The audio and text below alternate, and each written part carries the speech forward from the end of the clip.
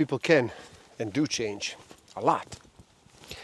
And in a world where information, travel, connection, and experience are easier to get than ever before, many of the constraints of previous generations are simply gone. Choice is far more abundant, even over abundant. And as a result, responsibility for choice and who we become as individuals and as society is far higher. 64,000 is the median number of words per book. Average person reads about 200 words per minute. Simple math will tell us that is one book in 320 minutes. To accomplish this in 7 days, numbers say you would have to read for 45 minutes a day.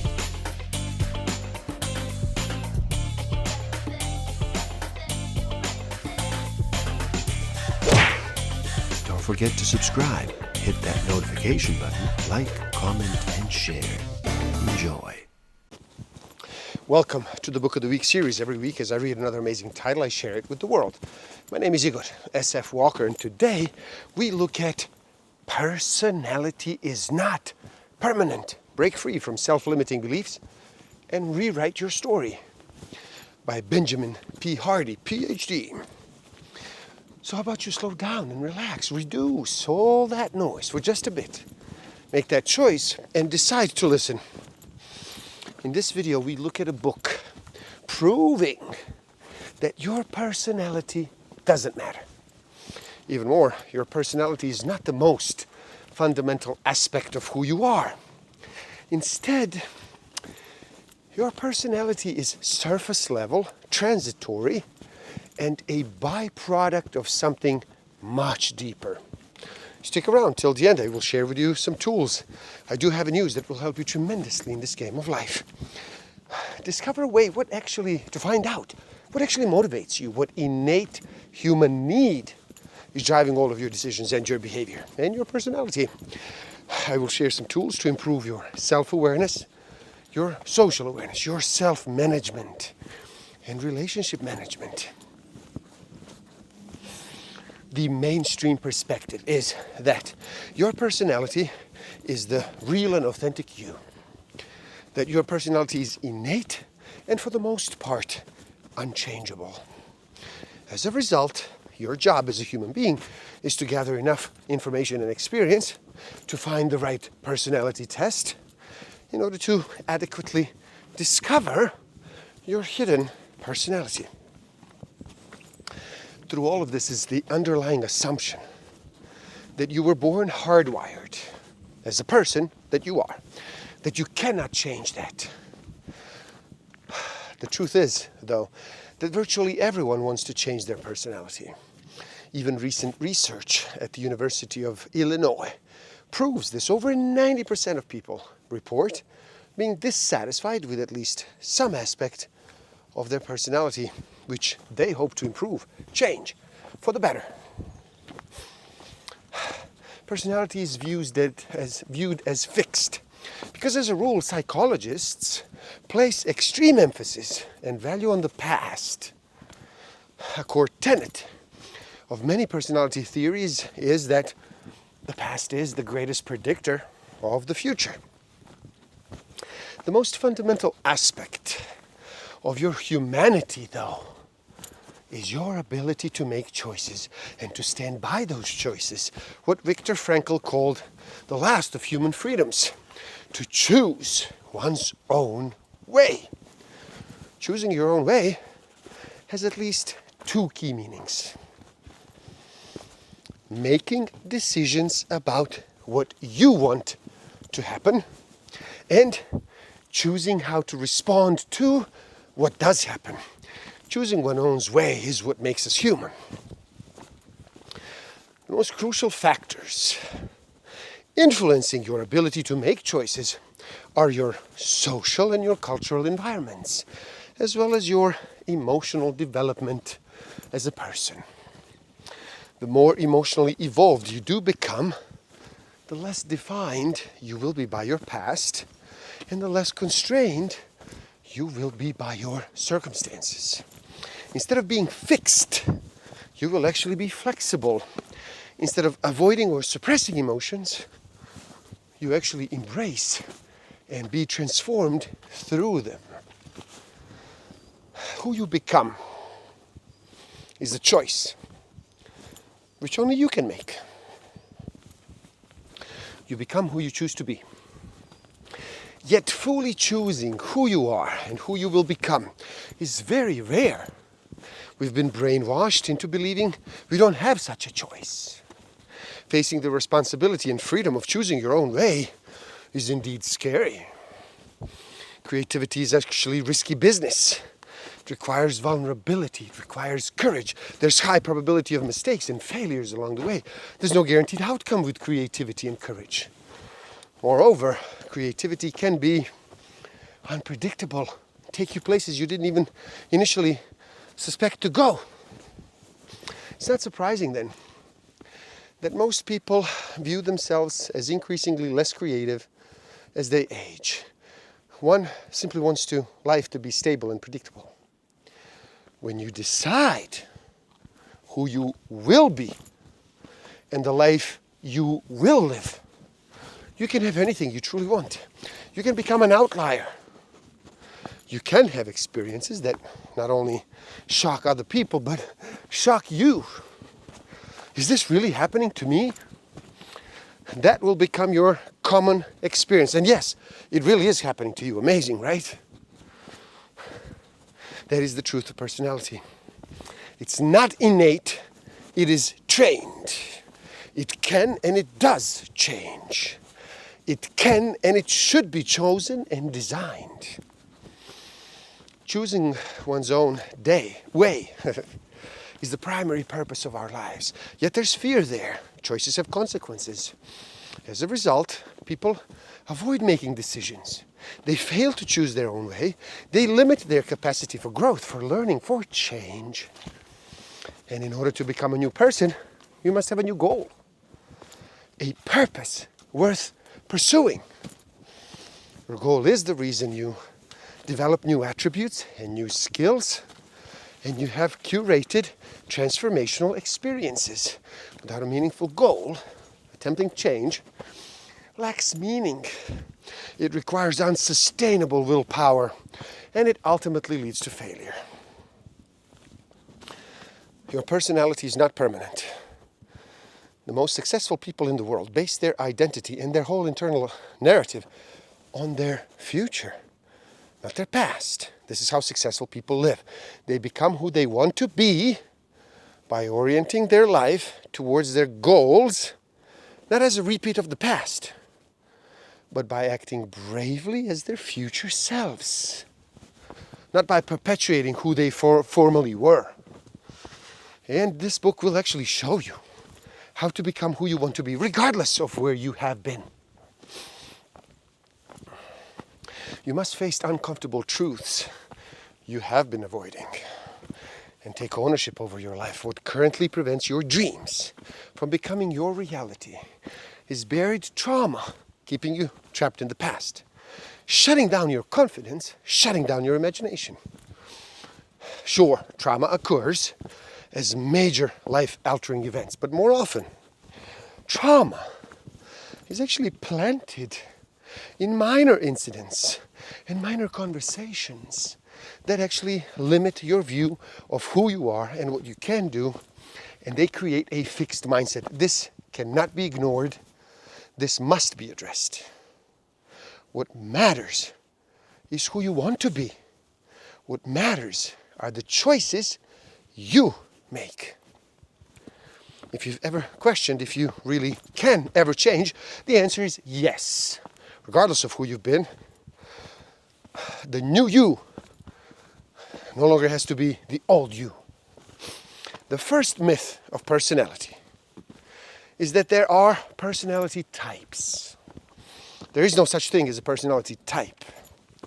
Personality types are social or mental constructs. They're not actual realities. The notion is a surface level, discriminative, dehumanizing, and horribly inaccurate way of looking at the complexity of what is a human being. In social science, there are 4 standards to determine the merit of a proposed theory. Are the categories reliable? Are the categories valid? Are they independent?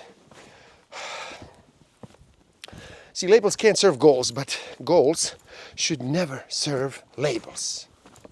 When a goal serves a label, you have made the label your ultimate reality, and you've created a life to prove or to support, well, that label.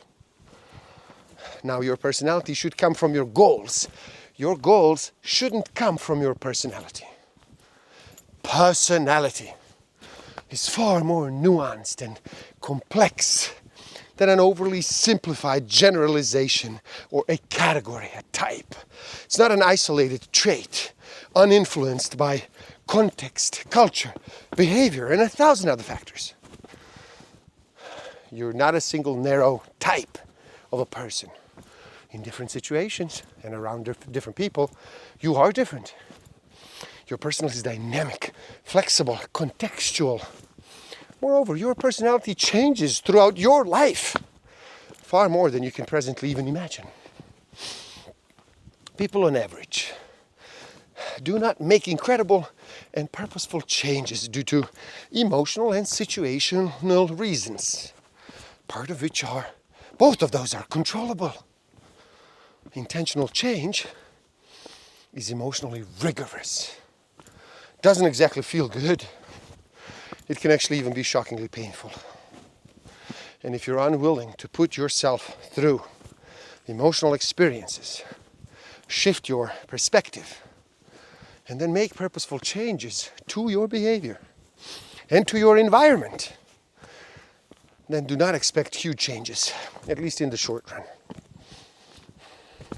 See, what Dr. Gilbert found is that when asked to analyze the difference between their former and their current selves, people can easily recognize changes in their personality over the previous 10 years. Even still, people consistently expect only minor changes to occur over the next 10 years. In psychology, the name for this phenomena is the end of history illusion. It occurs in people of all ages that believe that they have experienced significant personal growth and changes up to the present moment, but will not substantially grow and mature in the future. It's best to make decisions based on what your future, not your present self wants. It's best to decide and act from the vantage point of your desired circumstances, not your present ones. Our present and our future will be happier if we are always conscious of the future. Who we want to be in the future is more important than who you are now. And so it actually informs who you are now. Your intended future self should direct your current identity and your current personality far more than your former self does. Life starts taking on a whole new meaning when you begin thinking right now what your future self actually wants. Rather than making decisions based on your current identity, you could and can begin making decisions your future self would love and appreciate. Yes, people's behavior can appear to be, and often is, predictable and consistent over time. But the reason for that consistency is not a fixed and unalterable personality. Instead, there are 4 far deeper reasons which keep people stuck in their patterns. They continue to be defined by past traumas that they haven't reframed. They have an identity narrative based on the past, not the future. There's subconscious, keeps them consistent with their former selves. And finally, they have an environment supporting their current rather than their future identity. These are the levels that actually drive a personality. Now, whether you realize it or not, you actually can control all of them. We reinterpret or we reconstruct our memory in light of what our mental set is in the present. In that sense, it is actually more accurate to say the present causes the meaning of the past than it is to say that the past causes the meaning of the present. Our memories are not stored and objective entities, but they're living parts of ourselves in the present. This is the reason why our present mood and our future goals so affect our memories. Our past, like our personality, is not unchanging and it's not fixed. It is far more about context than content. Context is always superior to content because it determines the meaning, the focus, the emphasis, and even appearance of the content itself. When you change your context, you simultaneously change the content. Just because something happened in the past doesn't mean the event or the experience is objective. By continually avoiding our past traumas and then the emotions they create within us, our life becomes an unhealthy repetitive pattern. This is the case then. Yes, our past does become an accurate predictor of our future, but it's not because our personalities are unchanging, but rather because we are avoiding that change. Lessons are repeated until learned. The reason people's personalities plateau and get stuck in repetitive cycles is because they are avoiding the difficult and challenging emotions involved in learning and in connecting with themselves and with others. As a result, they remain weighted down by the limited perceptions of the past, and that's far longer than necessary. See, both passion and motivations are actually effects, not causes. You are more likely to act yourself into a feeling than feel yourself into action. Big difference. As stated previously, confidence is the same way. You cannot have it first. It must come as a byproduct of chosen and goal-consistent action. Wanting the passion first, before putting in the work, is like wanting to get paid before you actually begin a job. It's a get-rich-quick thinking, and it's actually completely lazy. Personality is no different.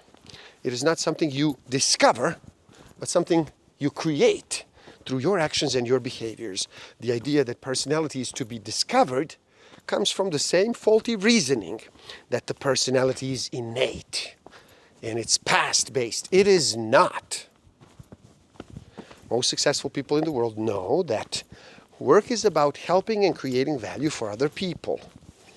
As Newport states, if you want to love what you do, abandon the passion mindset, what can the world offer me? And instead, adapt the craftsman mindset, what can I offer the world? Your personality is an effect, not a cause. The primary causes shaping your personality are your goals and the identity and behavior that flow from those goals. For most people, personality is a reaction to life's events, circumstances, social pressures. It isn't intentionally designed, and it isn't questioned, and it isn't chosen.